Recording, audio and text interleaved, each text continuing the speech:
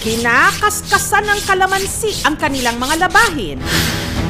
Si Nida, kumuha ko ng kulay blue na bra ko. Kinaskasan ko ng sili labuyo tapos silver cleaner. ang kinaskas niyang siling labuyo at inilagay na silver cleaner, hindi raw pampaputi o pampabango ng kanyang mga labahin. Pero para raw ito mahuli na ang nagnanakaw ng bra sa kanilang barangay. Iniisip ko po kasi nun kung sino man kumuha na to, mangangati po yung daddy niya. Para makaganti po ko sa mga kinukuha niya. Kasi sobra na po talaga, ma'am. Sa mga nakalipas kasing buwan, ang mga bra ni Nida sa sampayan, isa-isang nagkawalaan.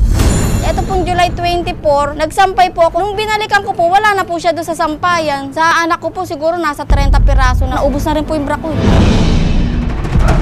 Nagsimula ang nakawan ng bra sa barangay Marulas, Valenzuela nito pang nakaraang taon. Yung lumang bra po, hindi niya po kinukuha. Ang pinipili niya lang po talaga yung mga malalaki po. Yung size 36, 38 na bra lang po. Isa raw sa pinanghihinayangan ni Nida na bra, ang pulang bra na iniregalo pa raw niya sa kanyang anak na hinulug-hulugan pa niya. Ang tanda po namin doon, meron siyang tahi sa likod kasi nasira na po yung hook. Dito na po ako ngayon nagsasampay. Mas safe po kasi siya dito, nakikita po ng mga bata.